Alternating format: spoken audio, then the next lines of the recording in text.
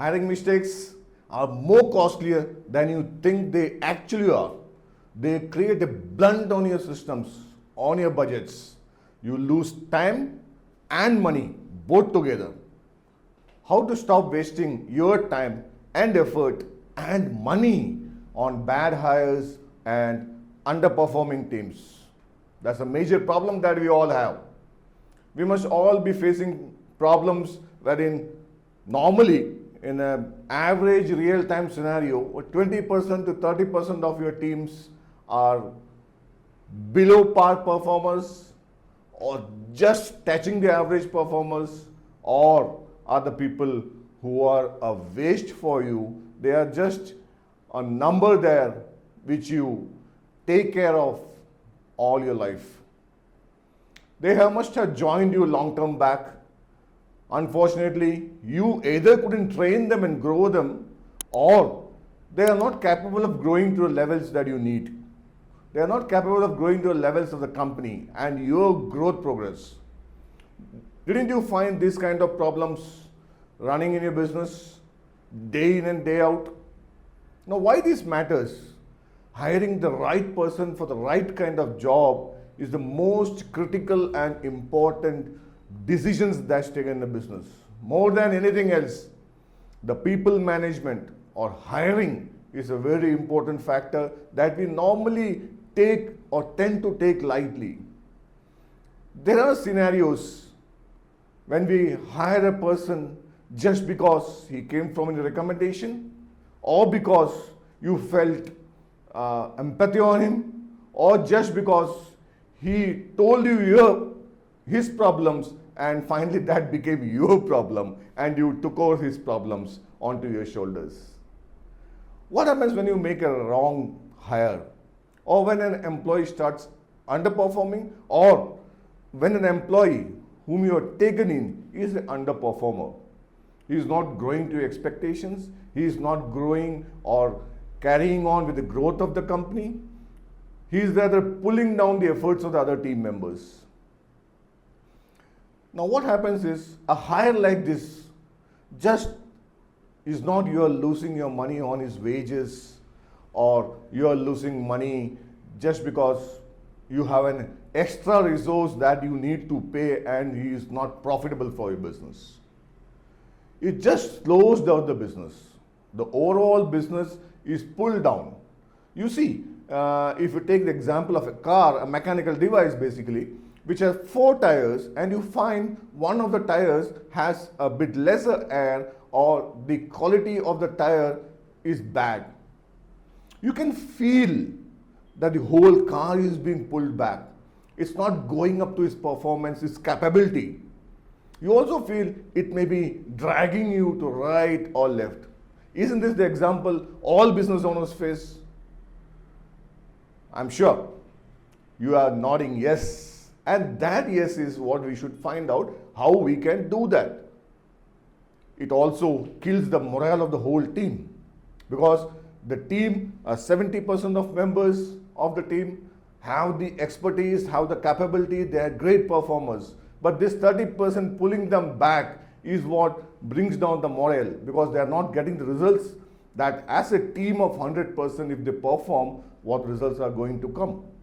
The result is not achieved. They pull back your company months or days, depending on how incapable or what level of underperformer he is. The real cost of a failed hire, if I take down a few points, I'll put it up 5 points now. The real cost, you start from the recruitment expenses. Your recruiter, he charges you for that. The time that is spent by you or your manager in doing scrutinizing the applications that come through, running interviews, multiple interviews, then the HR team running those interviews, and finally the time you spend on that in the final interviews. How much of time and effort is lost?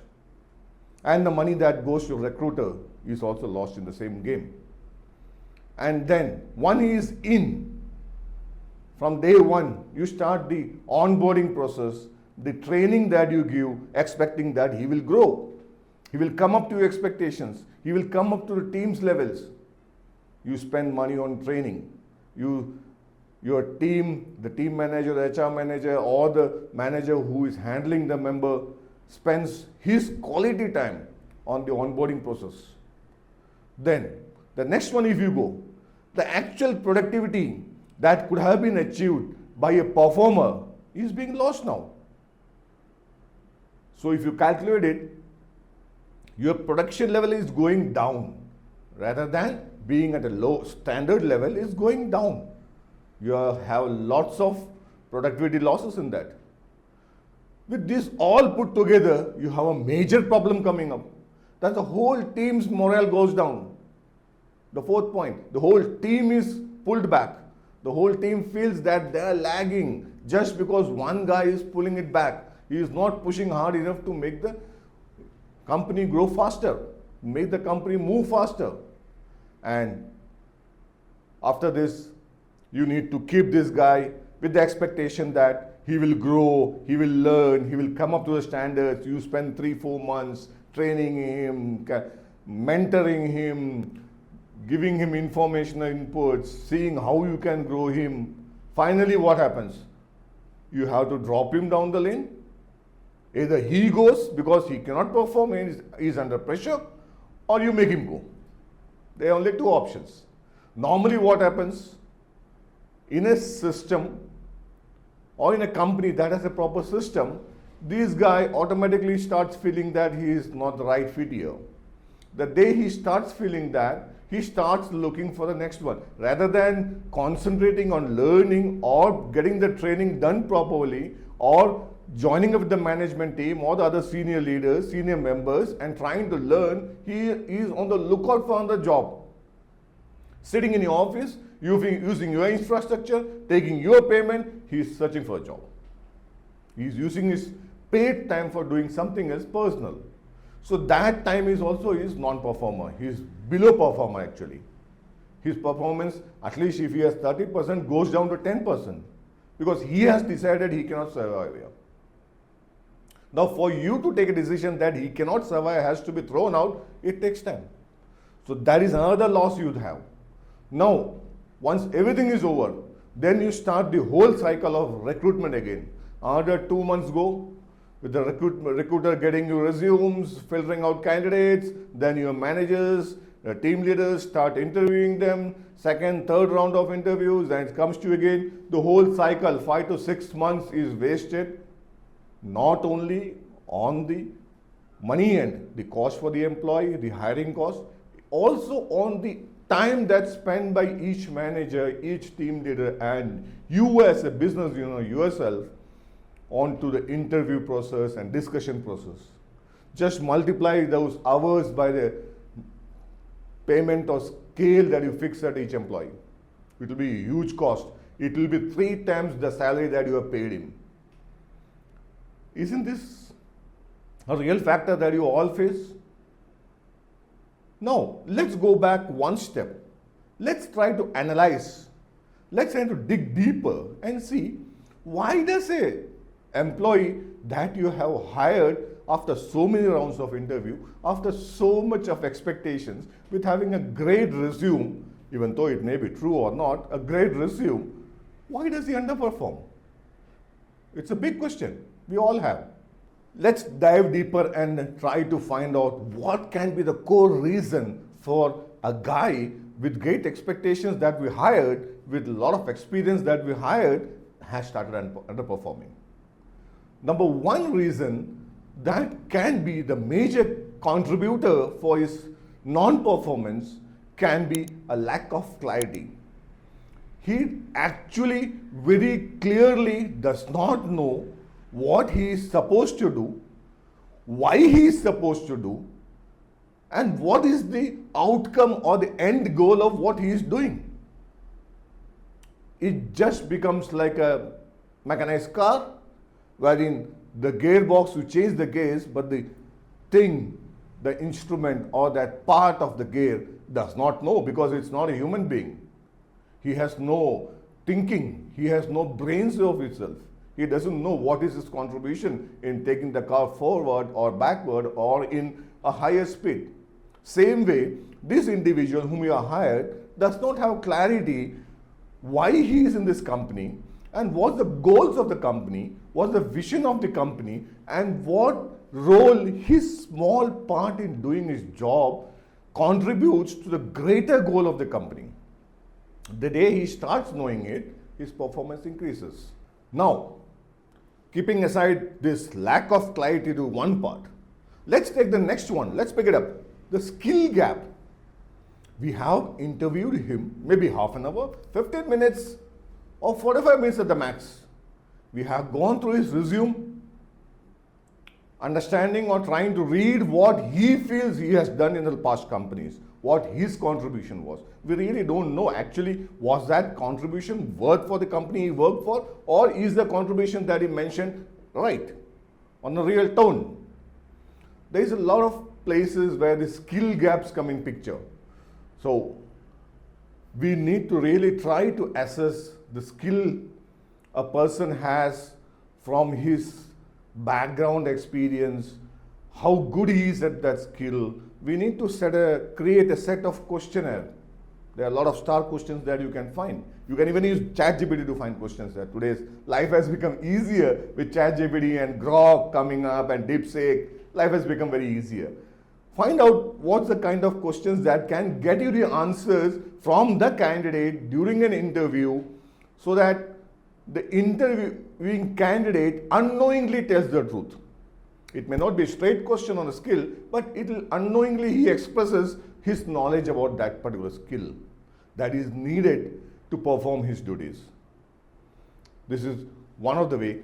In case it is a technical job, do a tool test. Let him get onto the bench. Let him start working and show you what he is good at. A 15 minutes on a table can really bring out his skills, the way his fingers move, the way his brains flow, his thought process flows, is everything to get us an idea that yes, this guy has the skill that we need. This guy has the skill that is exactly in atonement to the kind of job he's doing.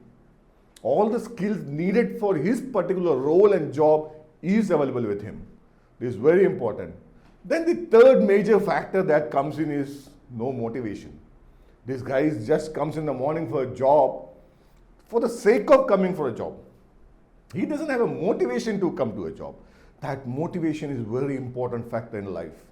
Anybody who is unmotivated and comes to the office, he not only demotivates himself, he also spreads the aura around your team where the whole team starts feeling demotivated even though their motivation levels are high.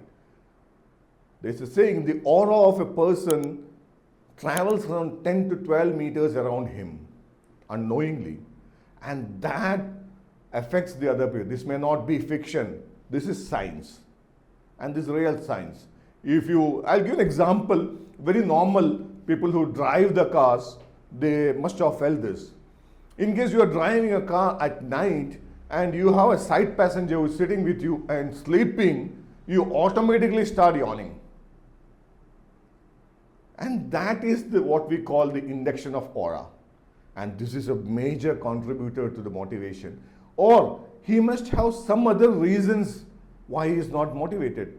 We should find and get someone on board who is really motivated and energized and interested and happy to do the job that he is assigned to do the job role for which he is joining the company. Unless this is there, this factor is there with him, it's a loss for you. He becomes an underperformer. Go ahead to the next fourth point. This normally happens because most of the recruiters and the team leaders don't take hiring as seriously. You may have a candidate and you are hiring for a candidate of a mid or a junior level. But what happens is you don't try to understand his skill and find his gap and see his attitude, see his personality, see the traits that he has imbibed in him since his childhood. Those cannot be changed. Okay. An accountant would need a particular trait that he should be stingy about money. He should be a real player who doesn't like to spend a single paisa unaccounted for. Number one, he doesn't like to spend 1 rupee extra at a place where he can get a discount. This is the kind of guy we need as an accountant. this is not the guy we need for sales.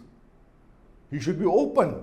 He should be open to explore options. He should be open to not give discounts, rather pay on full.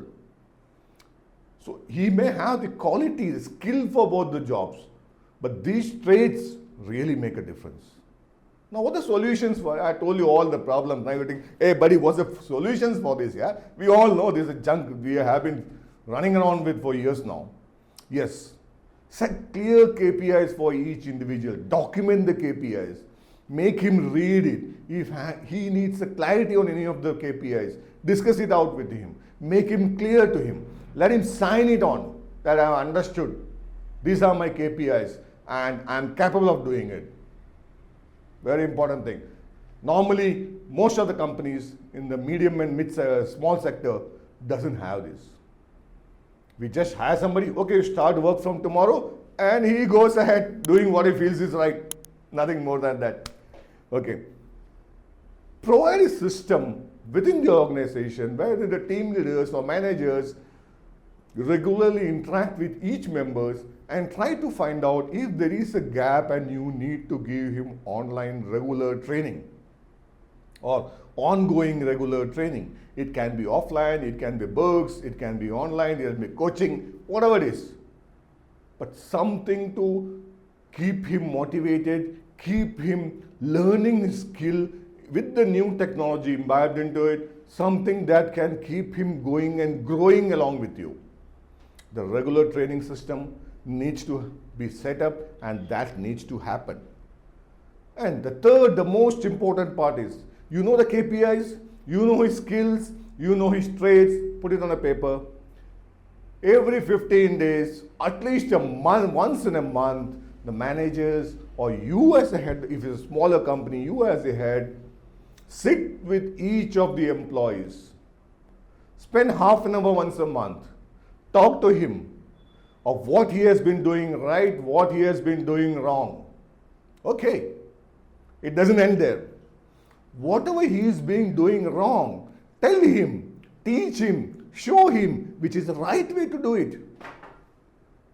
There is a way which is always right, and you are more experienced and learned than him.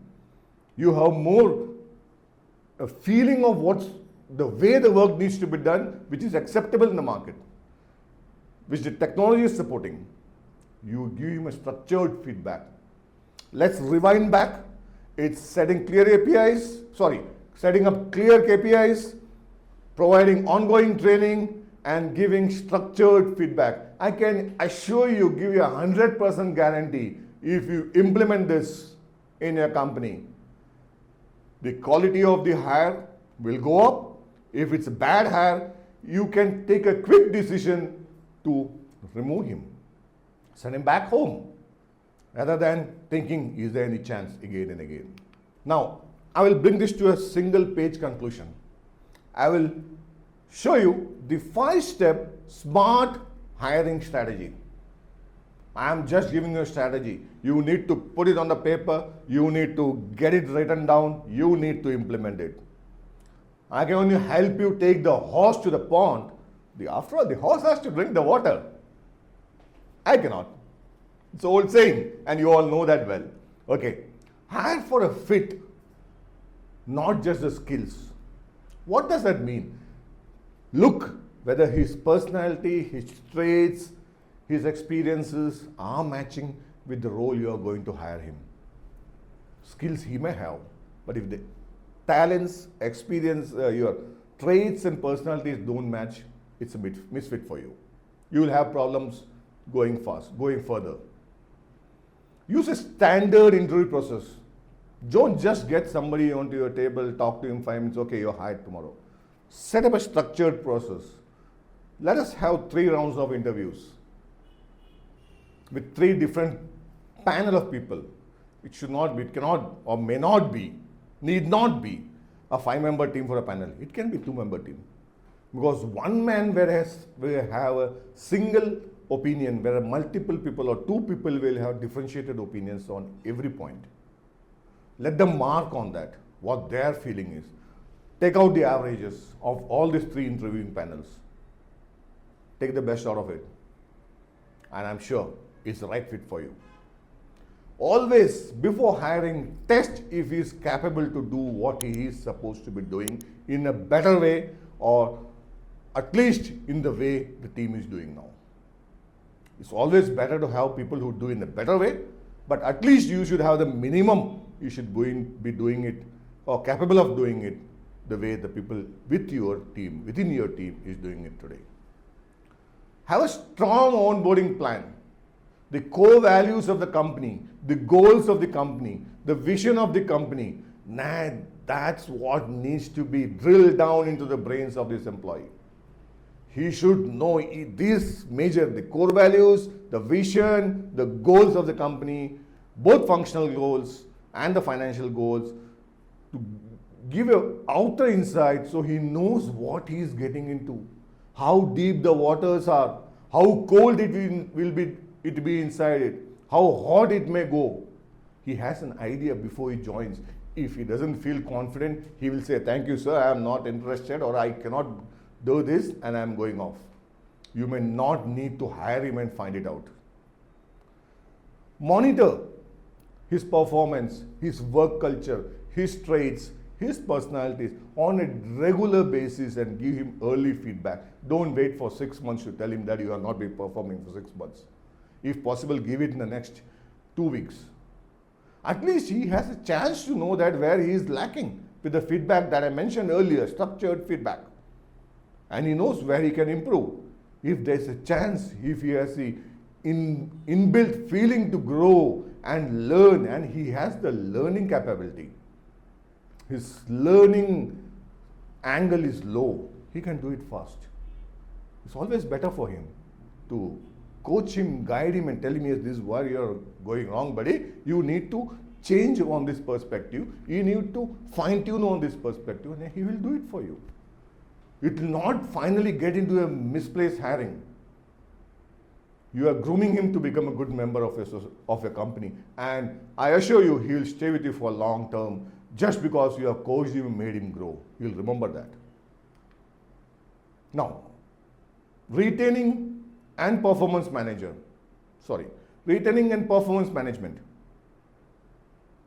Now, I can tell you a few points that you may not feel very comfortable with, because that's what we have not been doing or not being processing properly as business owners. Now, the best teams that stay with you has a reason. They do it when you set clear goals and KPIs for them. They exactly know what their goals are, what their KPIs are, and they have pure clarity on that. They have no question of doubt anywhere. There is 100% transparency in the feedbacks that you create for him. And that transparency and the clarity of goals and the clear structured KPI that you give him, that instigates him, that motivates him, that keeps him running with you. Offer growth opportunities. Like you and me as a business owner, everybody needs to know what is his growth. What is the pattern of this growth? How long when he can expect a growth? What are the steps of his growth that he can look at crossing one after the other? In case he is achieving these KPIs, his goals in time and nicely, this is what his structured growth plan is. Set it out for him, make it clear for him, and keep it transparent. No hush-hush meetings. And recognize the top performers always. Don't be shy to recognize and reward somebody. If he has done a mistake, fine, coach him. Take him along with you for a cup of coffee. Coach him, tell him that this is wrong, buddy. This is not the way it should have been happened. Yeah, that's okay. Now, if someone is doing something good, which is by putting his effort more than that's actually needed, you should take the initiative to reward him and recognize that effort he has put in front of the team. If you look at a story behind, Abdul Kalam used to say, when one of the rockets didn't go well, he said, "If it has failed, it's my problem. I take the responsibility for it. And the day it becomes successful, it's my team's capability. They have put in the effort to make it successful. Remember that always in your life. It will help you a lot in taking along the team members and people with you further. Keep the communication transparent. I always mention that. The more transparent you are, yes, you feel awkward at times. The member also may feel a bit of fluctuation. Hey, what's this? But that transparency helps in the long term for creating a nice, smooth, and costly relationship with the team members. Encourage ownership of the work he is doing. Encourage that. And also, along with ownership, give him accountability. He should be happy to do that. Don't give one, give both. Give the ownership and accountability so he is happy to deliver. There's a saying by Richard Branson. He used to say, train your employees to that extent that the next place he goes, he gets double what you're getting here, very easily. And love them so that they never go and they stay with you. And he is a very successful businessman running on 400 plus companies. It's a big number. Would you like to learn some of these important things and imbibe that into your qualities, a way of life? It should be helpful.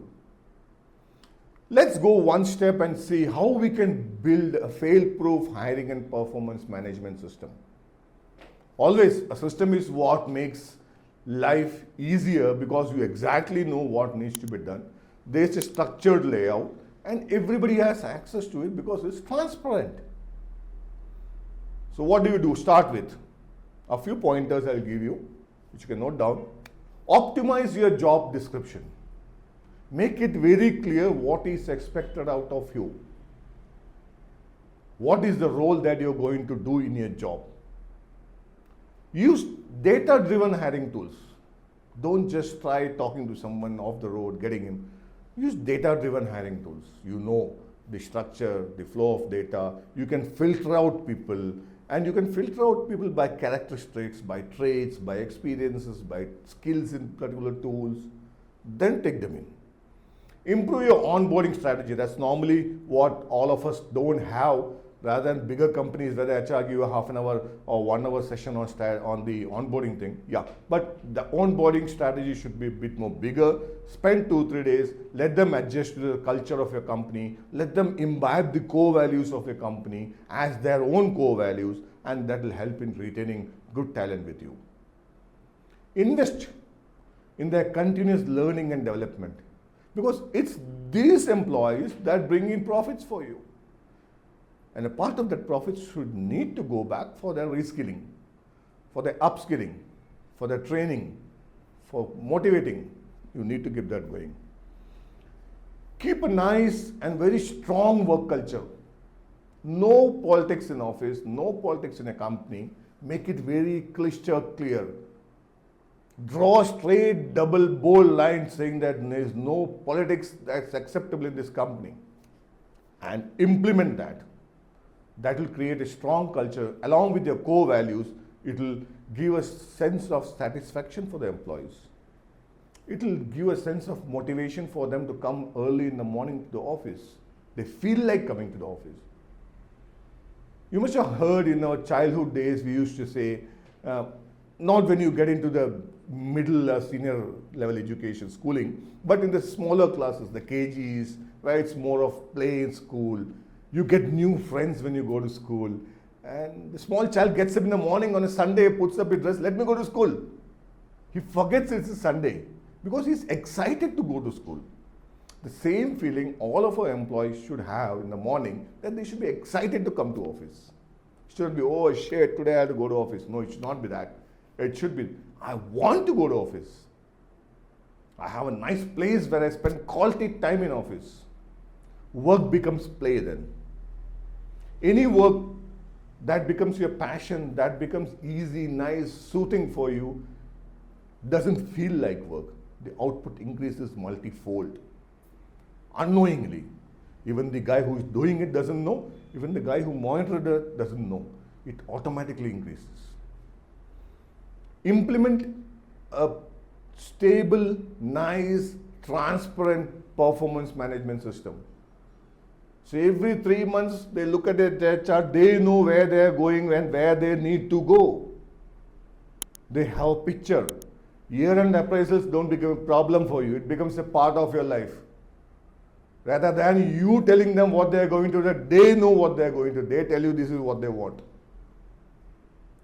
Because they know what they have been doing, what their performance are, how those performances relate to the goal of the company, to the vision of the company, how that performances convert to profits. They know it. And the problem happens, normally we all face problems during the appraisal session is because they don't know what they have done.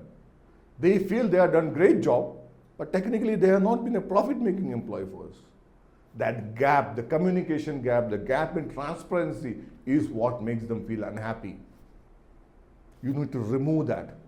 Set up a nice system. Automate things. Remove things that are duplicated. No replication of data. And this core data, make it available to the individuals that this is what you're doing in relation to the company. This is what the conversion, this percentage of your effort is converting into profit, this is not converting. And they know exactly where they need to grow. Handhold them. Give them structured feedback. They will grow with you. Everybody wants to grow. Who doesn't want to grow? You don't want to grow? I don't want to grow. We all want to grow. But growth has not limitations. It's efforts. We need to sweat to grow. It cannot happen overnight. It cannot happen by a pill that you can take. It cannot happen by a magic wand. Yes, you grow. It doesn't happen. It happens only in comic books or in maybe movies. People overnight grow. Okay? And for low performers, create a crystal clear, standardized, structured exit policy. Every month's feedback session, he should get a feeling. If he is an underperformer, he should be ready to go. The third month or the second month, if he is not growing, he is not coming up, rather than you telling him to go, he automatically goes because he knows he needs to go. He cannot fit into this culture. He cannot fit into these core values and he needs to find a way out. Finally, your hiring decisions define your business. Your hiring decisions tell you or show you how you are going to grow, till what extent you are going to, and how fast you are going to grow. Share this to someone, a businessman like you who is stuck up with human resources. Share it across to him. He may find this helpful. I'm sure you have noted down the points I mentioned. Try implementing that. Still you want support? Get in touch with me.